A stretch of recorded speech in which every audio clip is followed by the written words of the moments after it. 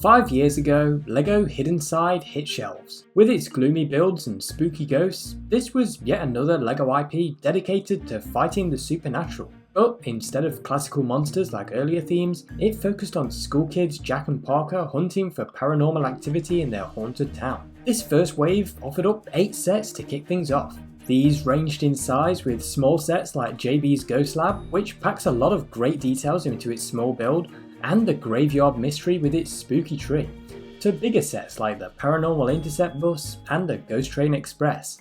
And living up to the theme's name, they all had hidden secrets waiting to be uncovered and special ghostly green artifacts which relate to the boss battle of each set. But the real standout was the Newbury High School. This set was brilliant. At first it's just a slightly worn down old school building with boarded up windows and exposed bricks, but then through a series of small play features it converts into this giant ghost face, with big claws at the front and eerie smoke rising from the chimneys. The interior meanwhile is full of small details, with a cafeteria downstairs and science classroom upstairs, complete with posters, a skeleton and a blackboard hiding the cursed teddy bear of Lady E.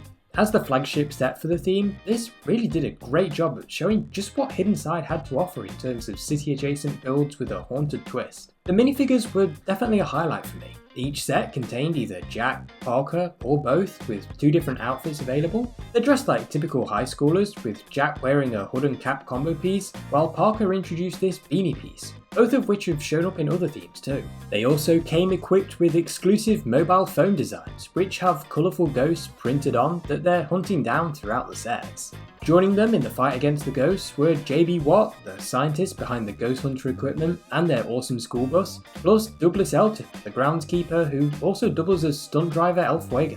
There was also Spencer the Ghost Dog, a really fun little semi-transparent animal piece who showed up in nearly every set. The rest of the theme's minifigures were simply ordinary citizens, generic characters dressed for jobs relevant to the sets they came in, and this was great. It's easy to imagine any of these popping up in a LEGO City set, and it really helped to bring this world to life. And what's more, each set included extra minifigure heads and accessories to create possessed alternatives for the heroes to fight. When it came to villains, that was just it for this first wave though. Only possessed alternatives to the citizens of Newbury. Great for setting the scene and giving the heroes people to save, but not so good at living up to what was on the box. See, instead of your typical LEGO box art style, Hidden Side had an animated view of the set showing a split between the normal view and the hidden side, complete with colourful ghosts flying around the builds. Ghosts that just weren't included in the sets. That's because Hidden Side was the first attempt by LEGO at an augmented reality experience, and these ghosts were actually only part of the game. You could scan the sets using the app, and then catch the ghosts that are haunting it, including the big boss exclusive to each set. Sets had many small items that could reveal scannable colours, and a wheel hidden inside letting you change which spectrum of ghosts you want to hunt. This feature was heavily promoted by the back of each box, and while I did personally enjoy playing around with the app, I do think this was a major problem for the theme. For every set, the front of the box has very nice artwork, but it's undeniably hard to work out what's actually being shown. These graphics do look great as posters, but trying to advertise the set with a picture that doesn't really show you what's in the box was definitely a bad move. And again, the back of the box puts huge emphasis on the app, with the builds feeling more like a secondary feature, and I think that probably put a lot of people off who otherwise would have really enjoyed the physical products themselves. And with those colourful ghosts also appearing in the animated show, I imagine that would have disappointed a lot of younger fans who wanted to play out the stories with their physical sets. I mean, just think if Lord Garmadon from Ninjago was only available as a digital character.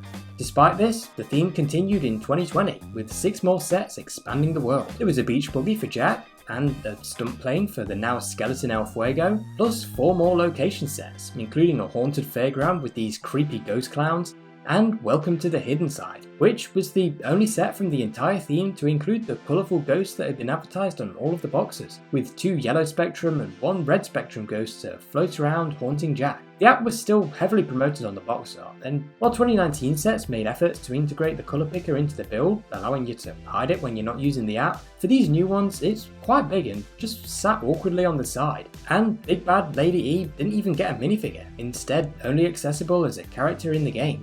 There was still good stuff here though. Jack and Parker got new hair pieces, and the possessed civilians now had extra accessories like these claws and gloomy splatters to add even more creepiness to them. A creepy clown fairground was also a really cool idea, and while there are only 2 rides, it is fun how they tie into the ghostly transformation feature. I also like how the haunted subway ties into the hidden side itself, with the train opening up to let you cross through to the ghost world. In the summer, another set wave arrived. It included Newbury Prison, which has some small prison cells for holding criminals, and converts into a spooky ghost face with claws coming out of the 2 watchtowers. The rest of the set wave, which included JB's Submarine, the Supernatural Race Car and Phantom Fire Truck 3000, introduced a brand new world beyond the hidden side. Instead of civilians possessed by ghosts, now there were Shadow Walkers and Neymar Reeve, plus a new ghost hero Von Geist, the great-great-great-great-grandfather of Parker. Once again, the sets had good stuff to offer.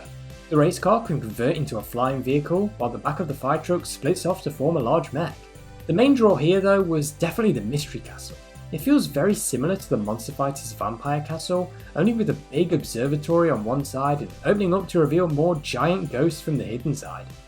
And of course, all of them continued the augmented reality theme. But this 3rd set wave was also the last, as Hidden Side came to an end. After just 1 year, the theme was cancelled, with every set being retired by the end of 2020. In fact, in the US, this final wave was only on shelves for less than 4 months, making it quite difficult to get hold of. Ultimately, I think LEGO probably leaned too heavily into the augmented reality aspect, rather than just letting the builds speak for themselves.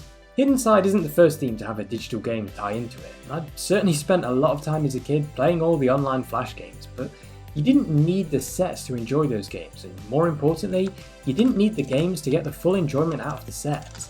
I think for a lot of people, Hidden Side's box art almost made it feel like you couldn't really get the full enjoyment out of the sets without the game, and so they'll have simply passed up on them in favour of another LEGO theme. Whether it was down to a lack of sales caused by the app or box art, or the theme just running its natural course, I'll be honest, I don't think Hidden Side ending is that big of a deal. I enjoyed it for what it was, and while it would have been interesting to see where LEGO could have taken the theme in the future, I'm overall happy with what we got. Not every LEGO theme has to be the next Bionicle or Ninjago. Sometimes 1 or 2 set waves is all it takes to make an unforgettable LEGO theme. So while Hidden Side may have ended as quickly as it begun, frankly, I'm okay with that. With just 3 waves of sets, in my view, it certainly offered up plenty of unique and interesting builds to bring to life its haunted world. Even though the app is now discontinued, a lot of these sets still hold up well.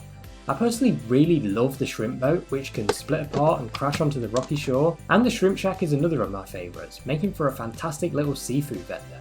And as I said earlier, the minifigures were great.